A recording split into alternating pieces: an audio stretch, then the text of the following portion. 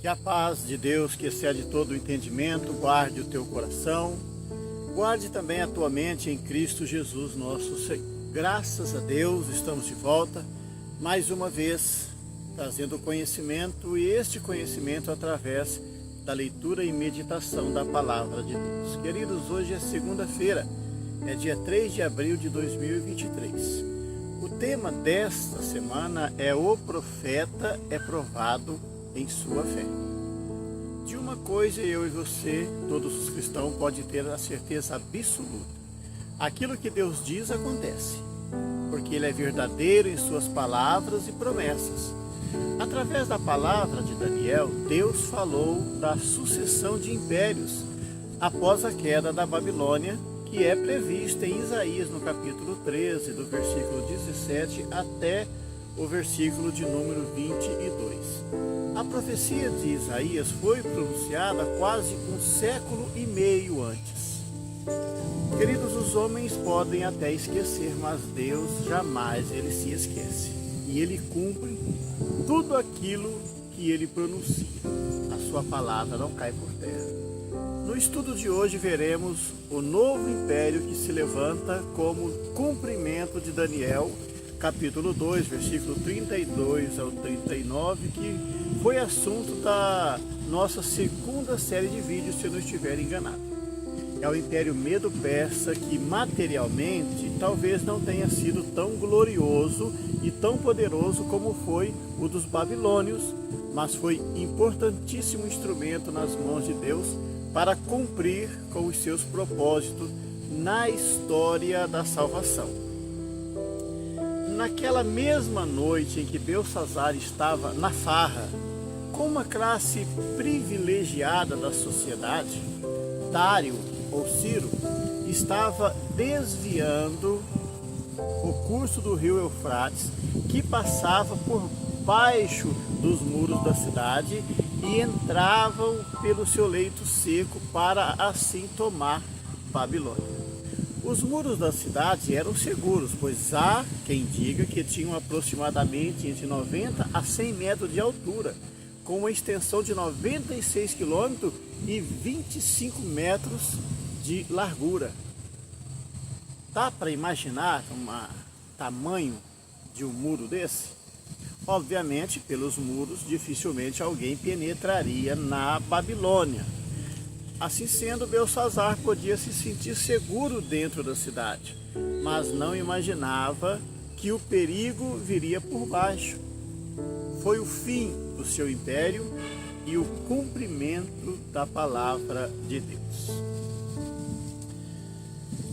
O estudo de hoje fala do início do novo império e descreve como ele se organizou e qual foi o papel destinado a Daniel dentro dessa nova estrutura. Antes, porém, vamos fazer junto a leitura da palavra de Deus que está em Daniel.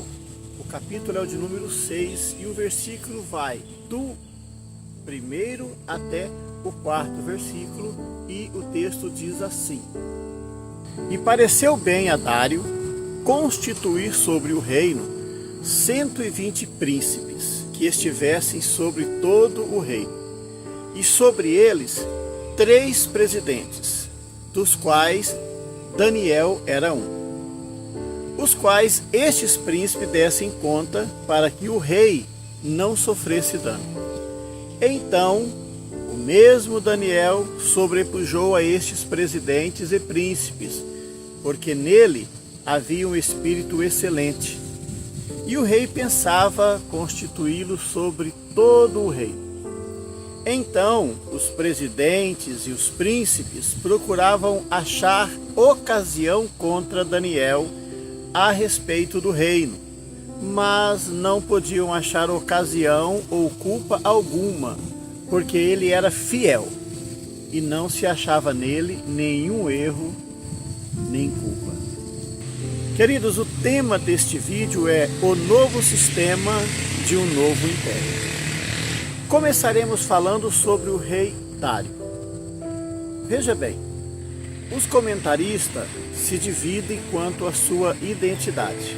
Por exemplo, uns dizem que é nome de entronização que Ciro, o conquistador da Babilônia, havia adotado.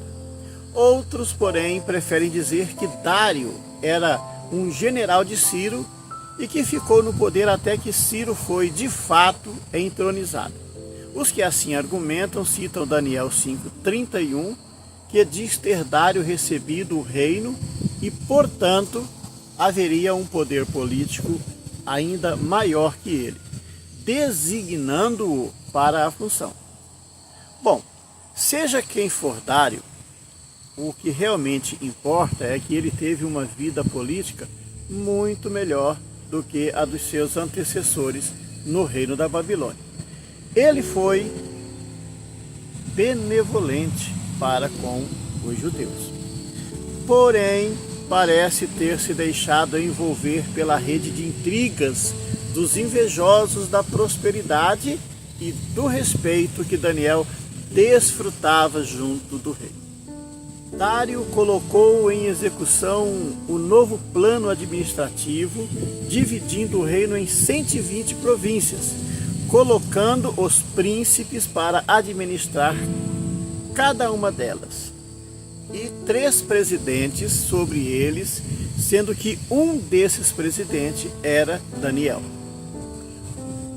O objetivo desta divisão era facilitar a administração e evitar que o dinheiro dos cofres reais fossem desviado, conforme o versículo de número 2. Queridos, parece que o problema da corrupção não é tão novo na administração pública, não é mesmo? Era preciso um sistema eficaz de arrecadação e controle para que o rei não sofresse dano algum. Na verdade é que Daniel sobrepujava a estes presidentes e aos príncipes, ou sátrapas, como diz algumas traduções. Por quê? Porque nele havia um espírito excelente, conforme diz claramente o versículo 3. Como é bom saber que o homem de Deus é honesto, é responsável e é um profissional de respeito que não transige com o direito, nem se dá à corrupção. Daniel tinha um espírito excelente, ou seja, era um profissional que levava muito a sério o seu trabalho, embora sendo estrangeiro, era muito dedicado no que fazia.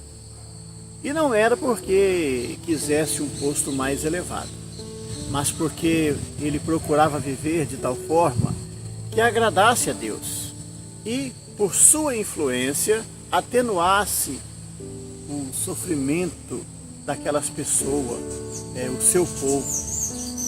Ele nunca pensou em si mesmo. É importante, mas é de muita importância a maneira como Daniel encarava o seu trabalho.